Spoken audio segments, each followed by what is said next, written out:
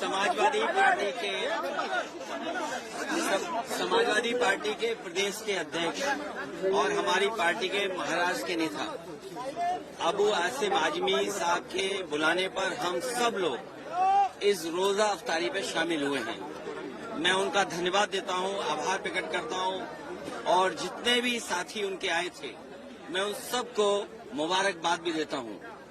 हमारे देश की सबसे बड़ी पहचान यही है, यही हमारी हिंदुस्तानियत है कि हम एक दूसरे के त्योहारों में शामिल होते हैं, हम एक दूसरे की खुशियां बांटते हैं।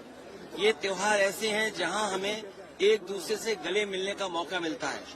अभी कुछ दिन पहले होली का त्योहार निकला है जिसमें रंगों से मिठाई बांट करके और गले मिल करके हम लोगों ने त्योहार मनाया। और आने वाले समय में ईद आ रही है, उसमें भी मिठाई सिवई खा करके हम एक दूसरे से गले मिलकर के एक दूसरे को मुबारकबाद देते हैं।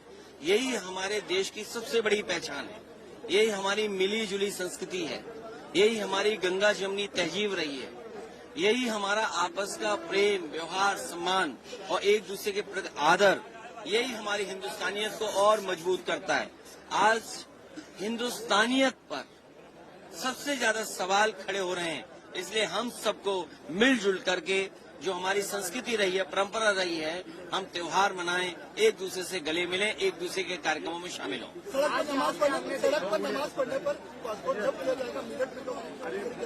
देखिए, जो लोग काम नहीं करते हैं, आज का जमाना क्या है कि लोग नौकरी चाहते हैं, रोजगार चाहते हैं।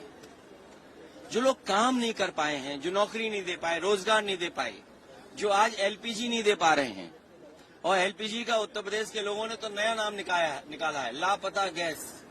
ये लिक्विड पेट्रोलियम गैस नहीं, लापता गैस है। और न केवल गैस बल्कि डीजल, पेट्रोल और चीजें महंगी होती चली जा रही हैं।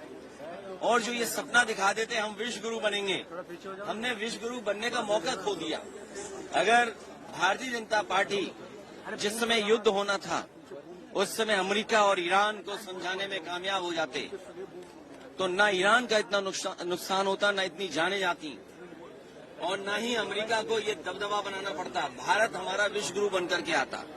लेकिन अजीब लोग हैं, हर मौका खो देते हैं। अब सोचिए रुपया कहाँ पहुंचेगा, सेंसेक्स कहाँ जा रहा है। और इन्होंने मेक इन इंडिया का सपना दिखाया था। मुझे नहीं पता महाराष्ट्र में कितनी जंग लगी होगी जो ये शेर बनाया था एक इन्होंने, लेकिन यूपी में तो जंग लग गई। और देश के अगर आंकड़े देखें हम लोग तो मैन्युफैक्चरिंग सेक्टर में हम लोग बहुत पीछे छूट गए हैं। इसी तरह डिजिटल इंडिया अपने आप बढ़ रहा है, स्किल इंडिया को कोई पूछ नहीं रहा है। और जो सरकार ने तमाम योजनाएं चलाई थी, जब योजनाएं नहीं हैं और नहीं जनता तक पहुंच रही हैं, इसीलिए धार्मिक बातों को और धार्मिक पाबंदियां लगा करके, नफरत फैला करके, दूरी बना करके और अपना रुतबा दिखा करके लोगों को गुमराह करना चाहते हैं। प्रधानमंत्री कह रहे हैं कांग्रेस इन्फॉर्मेशन मैं समझा नहीं। प्रधानमंत्री कह रहे हैं कांग्रेस जो है वैसे अफवाहजीवी में अफवाहजीवी भारतीय जनता पार्टी में सब शामिल हैं। और याद रखना, भारतीय जनता पार्टी राजनीतिक दल नहीं है, ये गैंग है, गैंग। ये गैंग है और झूठ बोलने में नंबर 1 है। और कब कब झूठ बोला है इन्होंने। नोटबंदी से कहा भ्रष्टाचार खत्म हो जाएगा, जीएसटी से कहा कि व्यापार अच्छा हो जाएगा, और सबको लाइन में लगाया कोविड में। और आज फिर कौन नहीं जानता कि एलपीजी नहीं है। सब जानते हैं कि रेस्टोरेंट बंद हो रहे हैं, ठेला के जो काम कारोबार करते थे, ठेले वाले अपना काम कारोबार नहीं कर पा रहे हैं। छोटा मोटा कारोबार करते थे, रेस्टोरेंट चलाते थे, होटल चलाते थे, वो सब बंद हो रहे हैं। ये कौन है? और लंबी लंबी लाइनें लग रही हैं और ये आंख बंद करके बैठे हुए हैं। बनारस में जाइए, जहां मंदिर में भोजन बनता था, प्रसाद बनता था, आज वहां एलपीजी नहीं है, गैस लापता है। अयोध्या सीता रसोई में लापता गैस है। गोरखपुर, वहां पर लंबी लंबी लाइनें लग रही हैं। जब प्रधानमंत्री के क्षेत्र में ही लाइन लगी हो तो देश में हर जगह लाइन लगी होगी।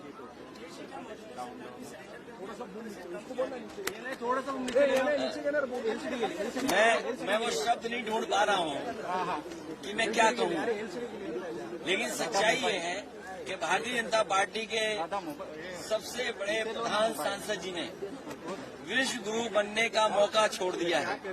और जिस तरह डील हो रही है, डील एक तरफा नहीं होती है, डील नहीं है ये, ढील लेके दी है, अपना बाजार उनको दे दिया है। कभी चीन को बाजार दे दिया, अमेरिका को बाजार दे दिया, तमाम यूरोपियन देशों से फ्री ट्रेड एग्रीमेंट कर लिया। अगर फ्री ट्रेड एग्रीमेंट उन देशों से होगा, उन देशों की चीजें आपके बाजार में आएंगी तो आपके कारोबारियों का क्या होगा। इसीलिए मैन्युफैक्चरिंग सेक्टर ग्रोथ नहीं कर रहा है और जब चाहते हैं तब आपका सेंसेक्स नीचे चला जाता है। आखिर सेंसेक्स इतना क्यों धड़ाम से गिरता जाता है? सर, कोलकाता में शशि पंजा